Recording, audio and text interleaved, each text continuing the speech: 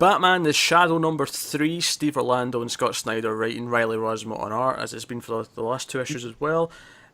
So the stag goes to the Joker. That was kind of the big reveal at the end of the last issue, is that he was going to go to the Joker to try and get him to work with them. And a lot of the issue it kind of is that. Although I think the highlight of the issue is the Shadow is like held captive in this underwater bat cave location. It's like one of the most Snyder things he could have done.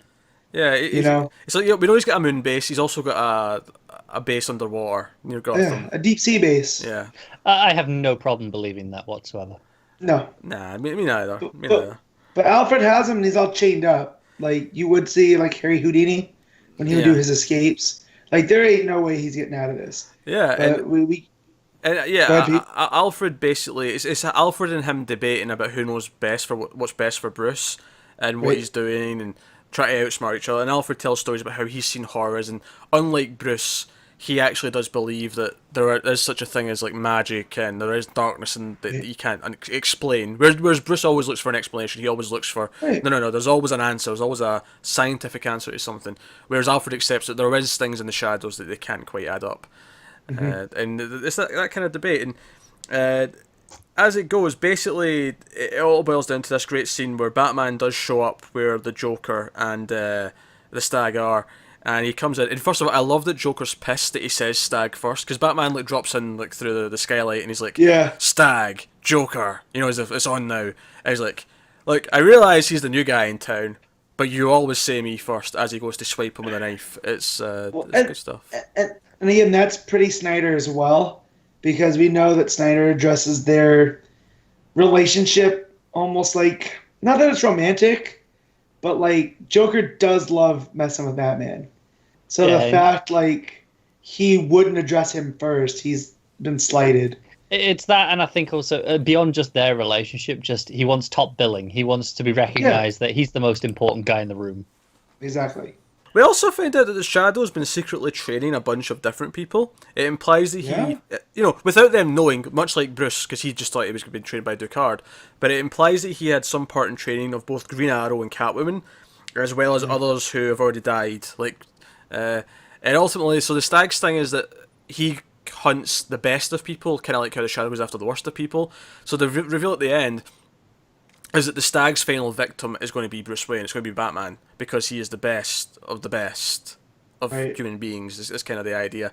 So, and then the Shadow's also pissed because he's also meant to be the next Shadow. Like, ultimately, Bruce is the one who should inherit that.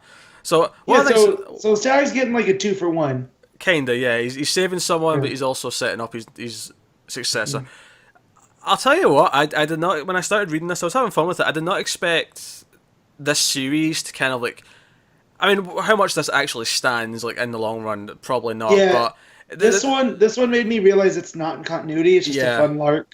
Because it definitely, the way they're kind of tying in the Shadow into the entire fabric of the DCU, I'm like, okay, right, this is out of continuity, but it's a fun idea. It's a fun idea that he was behind training a lot of the human fighters in the world.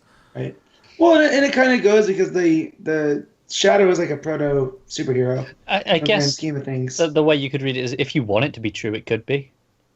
There's Yeah, no but reason so- it couldn't be.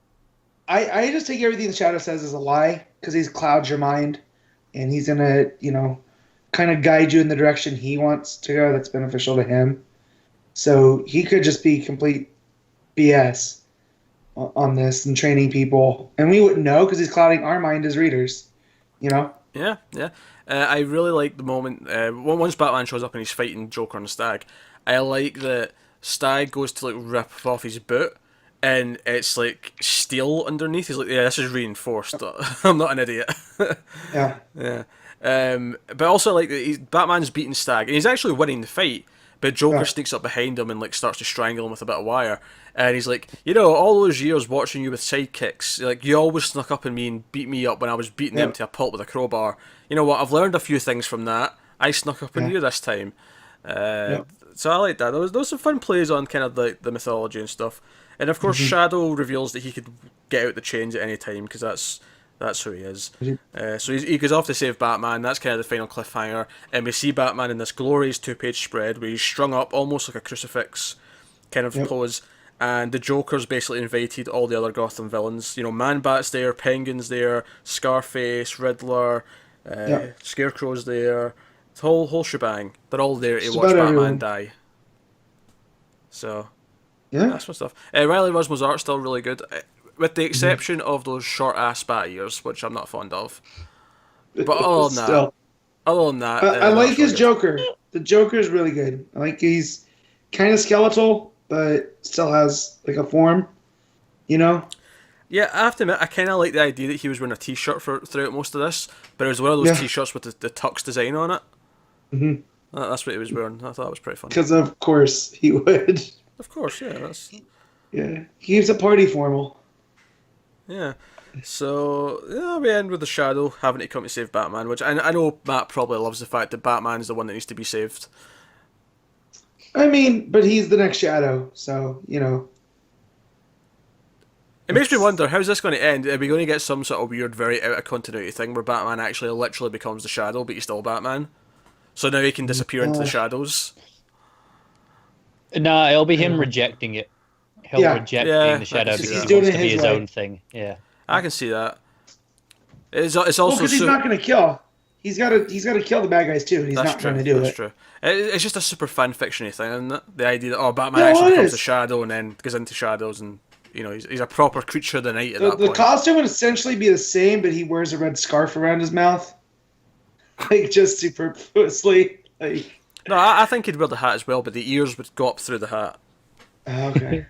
Come out the side. Yeah. That's what I thought. But no, it's good fun. I'm still enjoying the series. It's getting a lot more wackier than I was expecting it to be.